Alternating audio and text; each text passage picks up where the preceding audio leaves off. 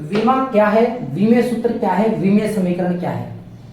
अगर आप लोगों को ये नहीं आता, आप कंफ्यूजन में रहते हो कि यार ये विमा क्या है, विमीय सूत्र क्या है, विमीय समीकरण क्या है, बहुत ज़्यादा डाउट है, बहुत ज़्यादा समस्या है।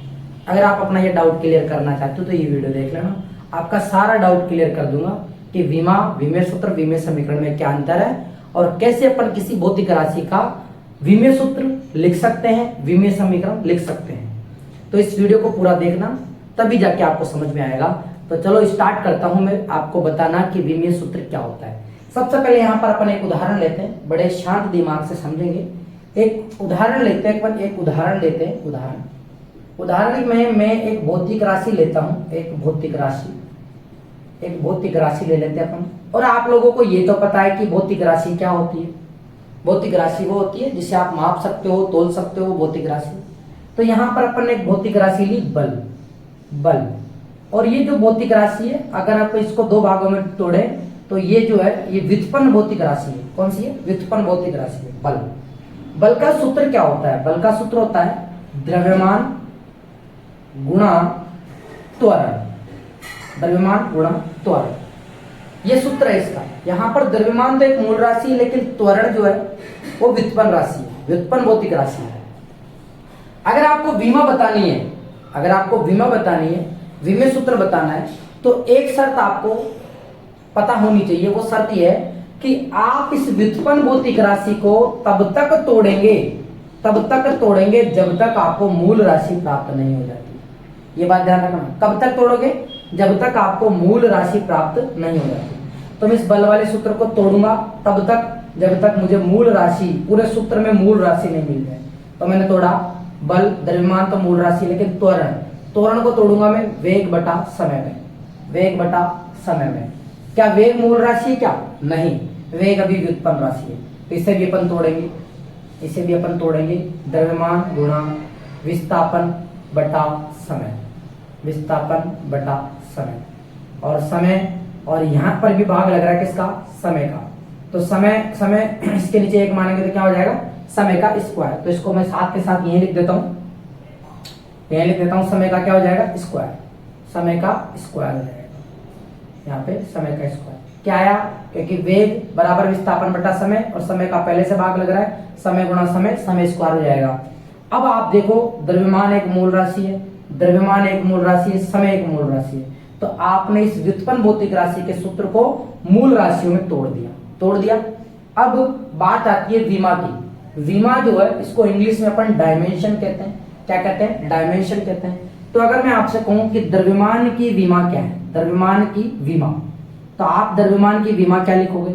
द्रव्यमान को अपन इंग्लिश में बोलते हैं, अपन क्या बोलते हैं? द्रव्यमान को अपन इंग्लिश में मास बोलते हैं। क्या बोलते हैं? मास। तो मास में पहला जो लेटर आ रहा है कैपिटल एम, यही इसकी क्या होगी? विमा होगी। तो द्रव्यमान की विमा क्या होती है? एम होती है। जब भी आप विमा लिखते हो, उसको अपन एक गुरु कोष्टक के अंदर बंद करते हैं। किसमें बंद करते हैं? एक गुरु कोष्टक के अंदर बंद करते हैं। दूसरी बात, इस द्रव्यमान के ऊपर कितनी घात आ रही है? एक घात आ रही है। कितनी घात आ रही है? एक। तो यहाँ पे क्या लगा देंगे? एक। अब गुणा विस्थापन एक तरीके की क्या है? एक तरीके की लंबाई है। विस्थापन एक तरीके की क्या है? लंबाई है। तो लंबाई है, तो विस्थापन की विमा क्या होगी? विस्थापन की विमा क्या होगी?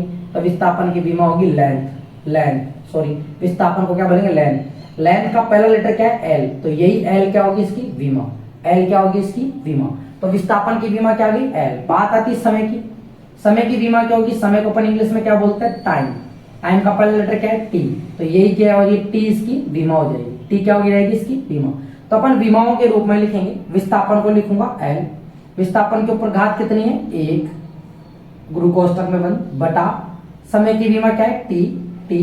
टी के ऊपर घात कितनी है? 2। तो घातों के रूप में भी लिखना, टी के ऊपर घात कितनी? 2।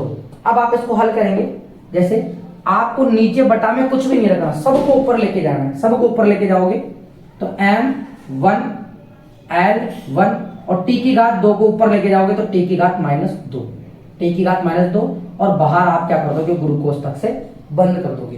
तो ये जो आया है m1 L1 t -2, ये जो मैंने लिखा है ये है विमीय सूत्र। क्या है ये? ये है विमीय सूत्र। अब आप सोच रहे हो कि सर ये अगर ये विमीय सूत्र है तो विमीय समीकरण क्या होता है, विमीय समीकरण क्या होता है? तो विमीय समीकरण के लिए आपको क्या करना पड़ेगा, इधर देखेंगे। विमीय समीकरण के लिए आपको जो भौतिक राशि दी हुई है, जो भौतिक राशि दी हुई है उसका प्रतीक चिन्ह लिखेंगे। जैसे मेरे को पता है कि बल को अपन इंग्लिश में फोर्स कहते हैं और इसका सिंबल होता है एफ। एफ बराबर, बराबर का चिन्ह लगाएंगे। इसका जो विमीय सूत्र है यहाँ पर अपन क्या लिखेंगे, विमीय सूत्र।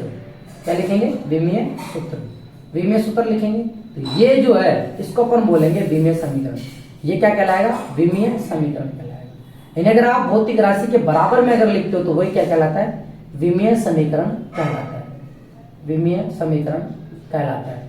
जैसे बल का क्या हो गया, एफ गुरुकोष्ठक विमीय सूत्र क्या है, m1 l1 t-2। तो ये हो गया बल का विमीय समीकरण। क्या हो गया, ये बल का विमीय समीकरण हो गया। और ये जो था ये विमीय सूत्र था। ये क्या था, विमीय सूत्र। और जो आप ये m l t देख रहे हो ये क्या है, विमा है। m l t ये क्या है, विमा है।